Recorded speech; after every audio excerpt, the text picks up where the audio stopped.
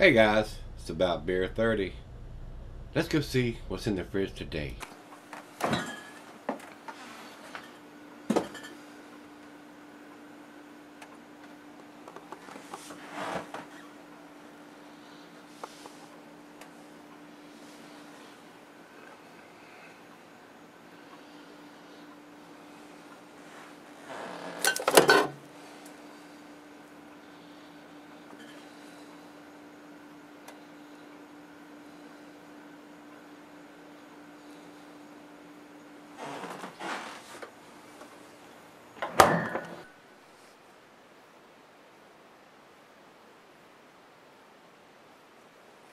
Hello everybody, welcome to Gregsbeerreviews. Today we're going to go get something out of the cellar and fridge downstairs that's been down there for a long time, long time. I just reviewed the newer version of this, the 2018 edition, about a year ago, like 11 months ago or so.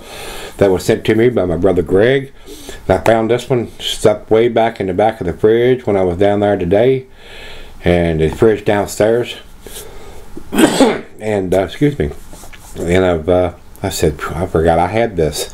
So, and this has got the old label on it, doesn't have the new label on it. I don't know what year this is. I bought this one many years ago, guys, so it could be, Lord, it could be way back. I went back and looked at the one that Greg sent me, and it had the newer white label on it, where this one has the dark label on it. When I first did this, I've done it twice now.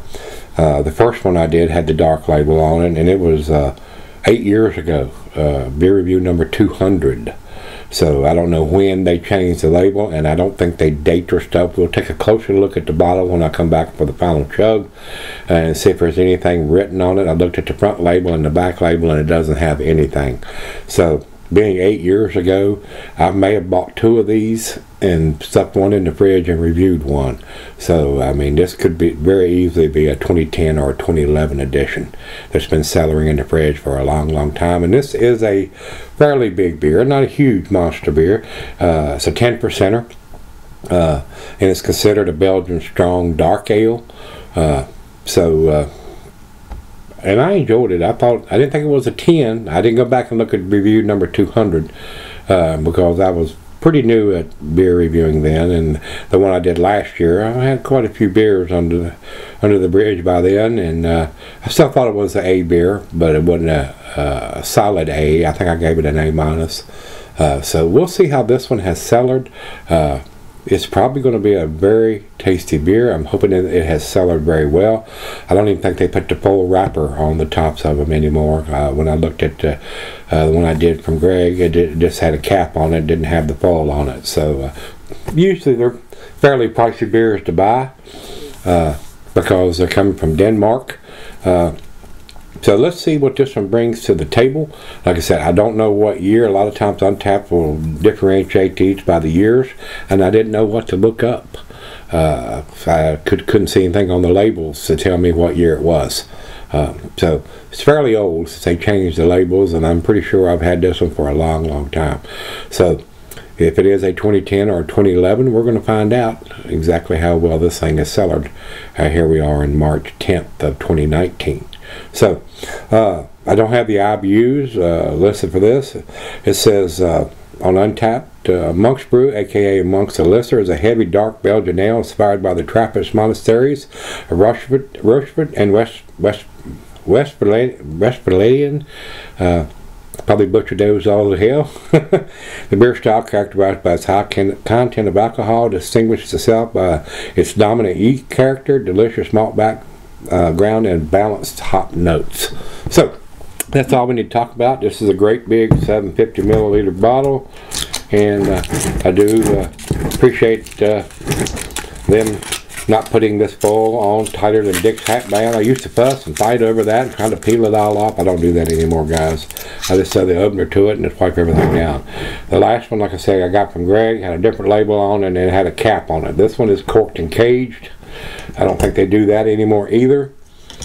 So, and it looks like it's got a plastic cork in it, and I'm not sure I'm gonna be able to get it out.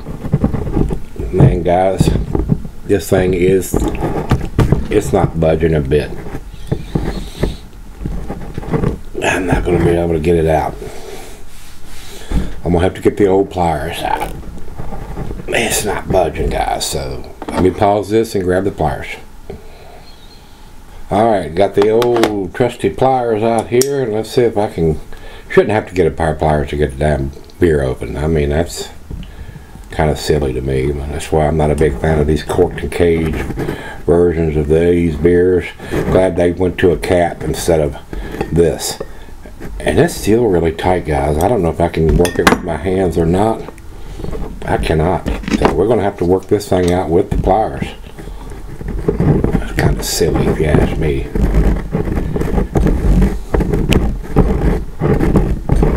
That thing is in there.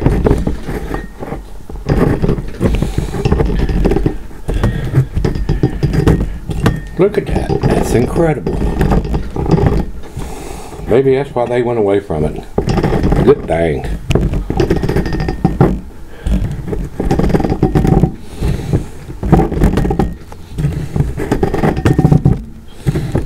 Here we go. Finally. Lord have mercy. A little on the acidine. Glad they went away from that. That was kind of stupid. Alright, guys. Down the center we're going to go on this one.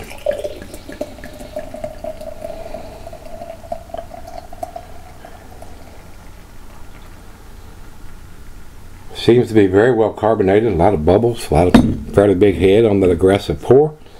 About a finger and a half of head on that pour. Over into the light is very clear, looks like a filtered beer, guys. A deep, rich mahogany color on that. Good looking beer. Really good looking beer. So, other than that silly cork, it's probably going to be a tasty beer. To the nose we go. Nice malt backbone to it, guys. Hints of caramel and toffee. Maybe a slight hint of some molasses and some dark fruit. Dates, raisins, figs, plums. Doesn't smell boozy at all. I believe this one has cellared very, very well. Nice Belgian yeast characteristics to it. Not overpowering in the yeast qualities. Does have a very nice sweetness to it, and as you see, the head is dissipated. It's down about a half a finger, maybe a little less than that now. Let's dive in. Cheers, everybody.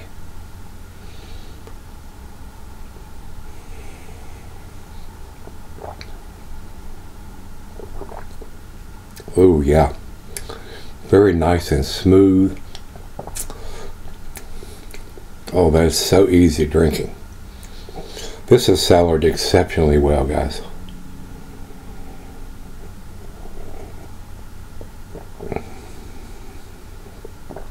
Man, it drinks like a 6 or a 7%er. Wow. I think it's better now than it was when it was fresh, to be honest with you. Like I said, I didn't go back and look at Beer Review 200 when I first did it. That is super smooth. Wow.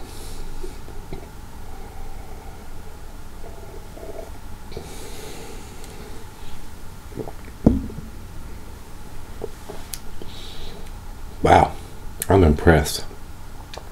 That is very, very tasty. I think it's a little better than I did last year that Greg sent me. That has mellowed out. It is so easy drinking. Unbelievably smooth. I get zero hints of any alcohol whatsoever. Wow. Guys, if you pick up this, whether it be a new one or whatever you may have in your refrigerator, like I said, I'm not sure about the dating on this. Like I said, I'll come back and double check the bottle, but I don't think there's any kind of dating on it. But I knew it's, by looking at the label, it's a fairly old one, because they've changed those labels now. And they don't put corks and cages on them anymore, as far as I know. The last one I got didn't have that. So, I might look back at the 200 one while I'm sipping on this and see what I thought of that one before I come back. But definitely cellared very well, and it's very impressive right now. So let's let it come up to room temperature. Let me sip on this for a little bit, and we'll find out where she's going to fall in the grade. Alright guys, I'm back. I've been on about an hour or so. Very tasty beer. The other half of the bottle was very cloudy that I poured into the other half's glass. It does have a big sediment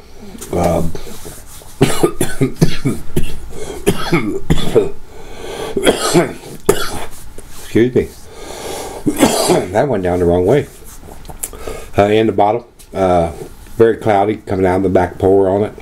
Where mine was fairly clear, very transparent, but there is some settling going on in the bottle when you settle it for this bottle, as I've cellared this one.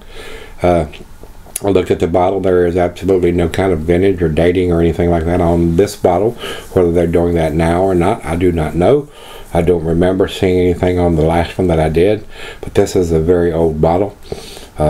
And it has cellared extremely well. Very tasty. Some dark fruit in there. A little bit of molasses. Nice sweetness to it.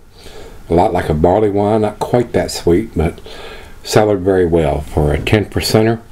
In the Belgian strong dark ale category, this one is exceptionally now.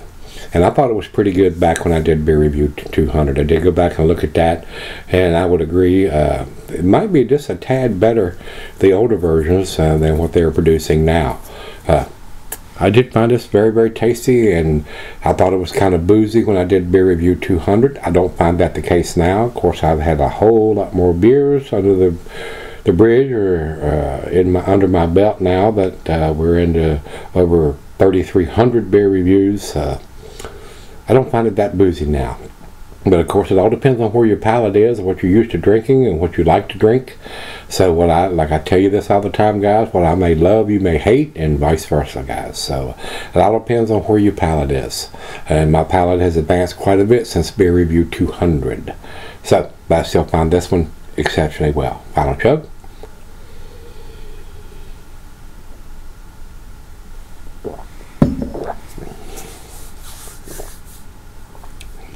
Very nice, very tasty, very smooth, exceptionally well-made beer, and it's cellared exceptionally well, guys. I found this one a little bit better than the one I did last year. I think I gave it an A-.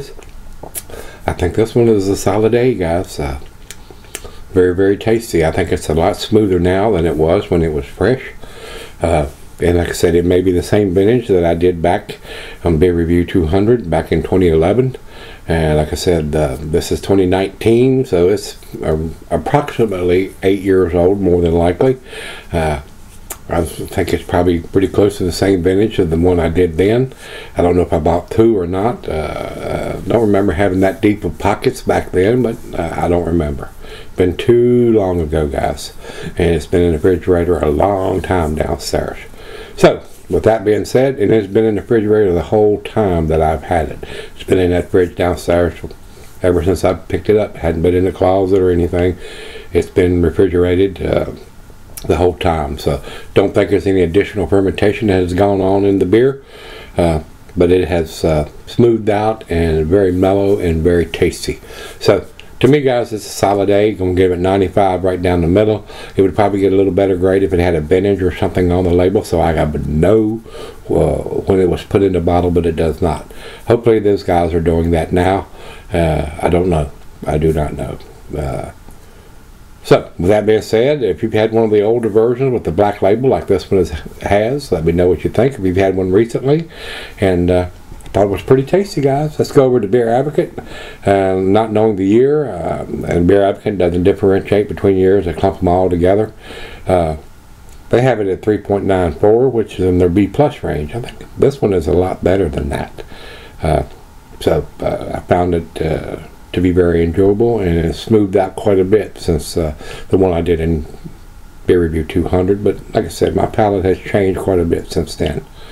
Over to Untapped. Untapped has it at 3.88, another B+ number. So both those guys are saying B+, but the pictures they're showing is of the new bottle and not the old bottle. And I didn't know what to type in to Untapped to see what they would say on a 2011 or 2010 version or whatever.